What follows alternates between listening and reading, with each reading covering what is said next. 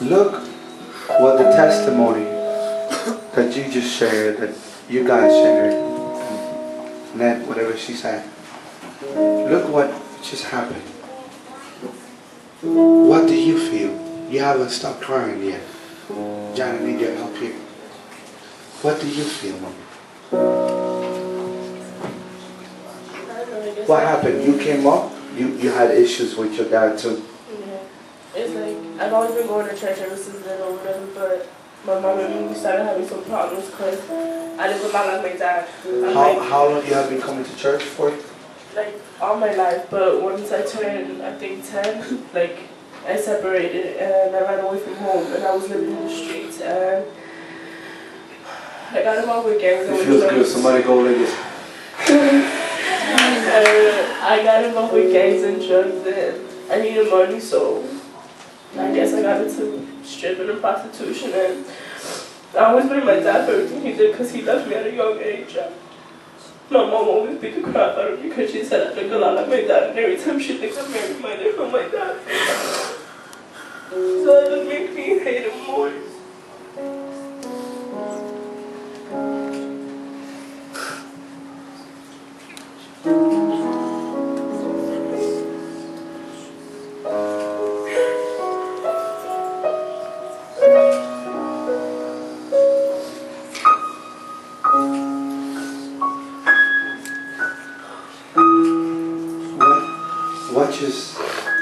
What just happened now?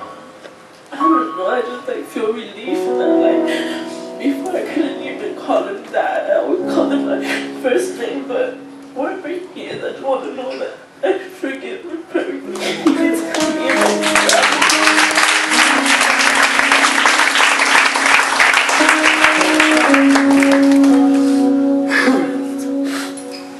I was locked up for almost 2 years, and I recently came home on August. I received the Lord into my life again. I've been sober ever since. I've been doing good. Me and my mom have a beautiful relationship, and he prophesied, a lady prophesied to me in Friday service, and she just told me that to stop running away from him, to stop looking for the love in the streets that I'm never gonna find from my dad, because he's gonna be my new dad, and he's gonna fulfill all the emptiness I had inside.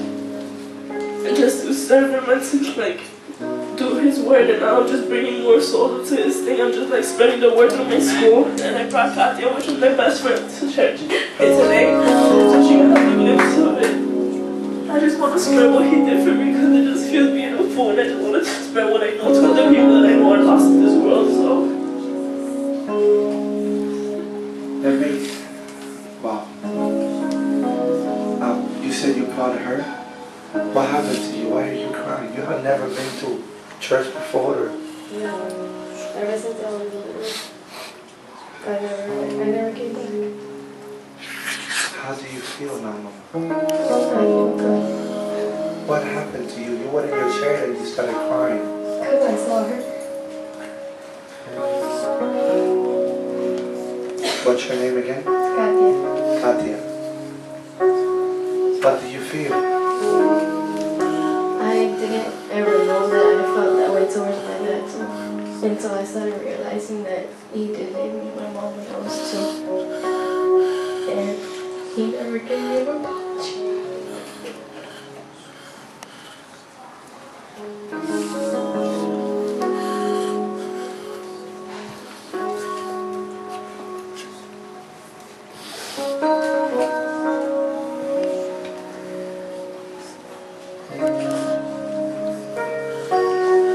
Listen, Katia, listen. We just finished praying for you, ministering to you. What happened? What did you feel? A lot of people, she was just saying how she felt like a burden got lifted up of her shoulders. That was the same feeling she had. What did you feel? What did you feel? Tell me. I feel like now I can write back to his emails without bringing up the fact that he left me over and over and over again, and tell him that, that it's okay, even though he's not man enough to tell me that he's sorry. Come on, I want you to know this. A lot of us, we went through things like that, there is one thing that nothing or no one can change, and it's the fact that you have a Heavenly Father now. Even when your earthly father might have left you, he left a lot of us. It happened the same with me. I was 11 years old and my father walked out of my house. And one day I forgave him and I love him now. We spend time together. But only God can do that. And I want you to know not only that you have a Heavenly Father now, I want you to know you have a family that is here for you. I want to pastor you. My wife and I, we want to pastor you. We want to be here for you, along with all of my leaders. And I know it's not a coincidence that you came tonight. God has awesome plans with you. And I want you to know that. I say it from my heart. We're here for you. My heart gets touched when I listen to things like that. So give me a chance to pastor you. Let me go back one more time. You said you were doing gangs. How old are you now? 16. You were 16 years old. And all of that. You know why so many people now turn to drugs, to alcohol, to promiscuous lifestyles? It's because of the lack of a father. When a father is not around, there is no identity, there is no security, there is no purpose. That's why people turn to do so many things, because they haven't had a father around. But it feels so good, like I said, to know that you have a Heavenly Father. Listen, not only that, maybe your father never told you that he believed in you. But I want you to hear it from me. I believe in you. Maybe you've never heard that before. I want you to know I believe in you. And I'm proud of you for the decision that you've made tonight to give your life to Christ.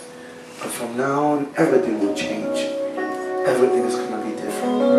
Because your Heavenly Father has opened His arms to you.